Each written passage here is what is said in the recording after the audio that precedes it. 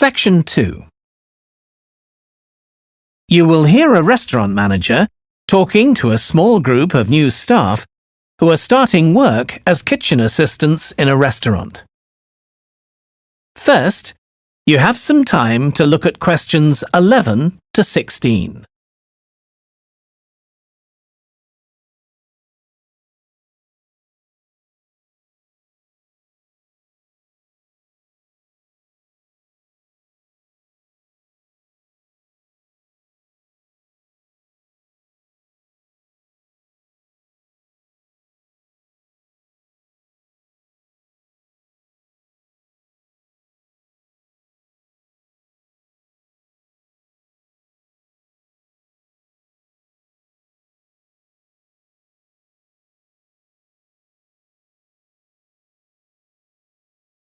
Now listen carefully and answer questions 11 to 16. Good morning, everyone. My name's Joy Parkins and I'm the restaurant manager. And I understand that none of you have had any previous experience as kitchen assistants. Well, you might be feeling a bit nervous now, but most of our kitchen assistants say they enjoy the work. OK, they might get shouted at sometimes, but it's nothing personal. And they're pleased that they have so many different things to do, which means they never get bored. And I'll tell you straight away that if you do well, we might think about moving you up and giving you some more responsibility.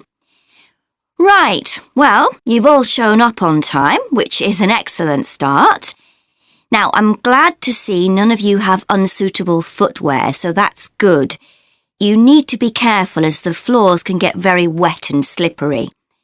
Those of you with long hair have got it well out of the way, but some of you will need to remove your rings and bracelets. Just put them somewhere safer today, and remember to leave them at home tomorrow, as they can be a safety hazard. Now, it's going to be a busy day for you all today. We don't have any tables free for this evening, and only a few for lunch. Fortunately, we've got our head chef back. He was away on holiday all last week, which meant the other chefs had extra work. Now, I'll tell you a bit more about the job in a minute, but first, some general regulations.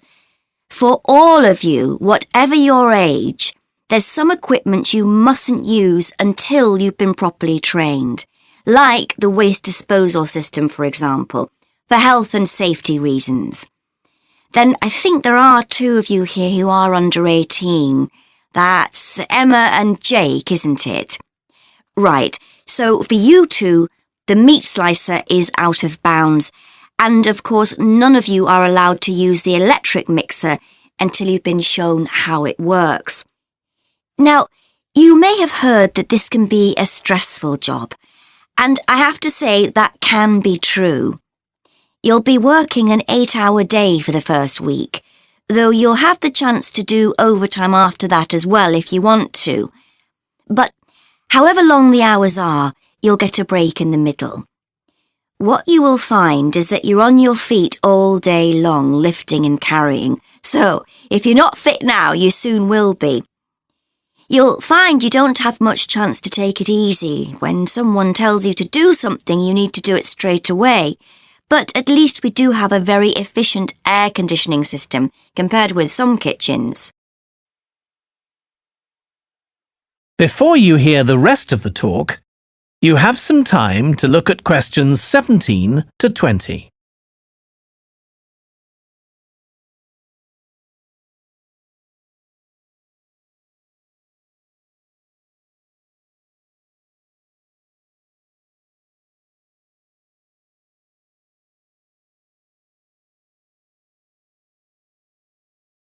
Now listen and answer questions 17 to 20. Now, let me tell you about some of the people you need to know. So, as I said, I'm Joy Parkins, and I decide who does what during the day and how long they work for. I'll be trying to get you to work with as many different people in the kitchen as possible, so that you learn while you're on the job. One person whose name you must remember is David Field.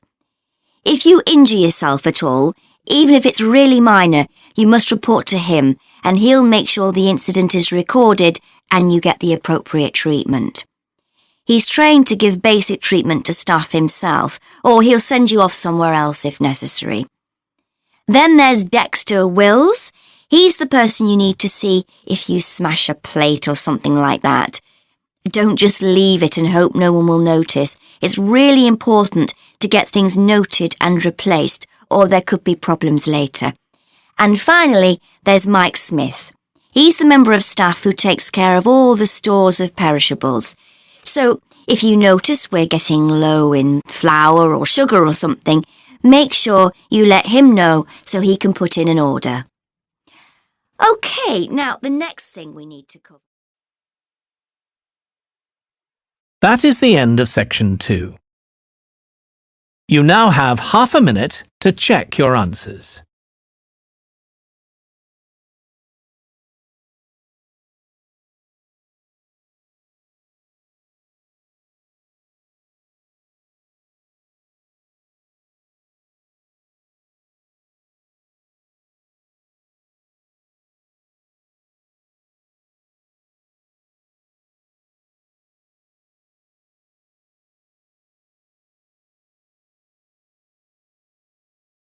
Now turn to section 3.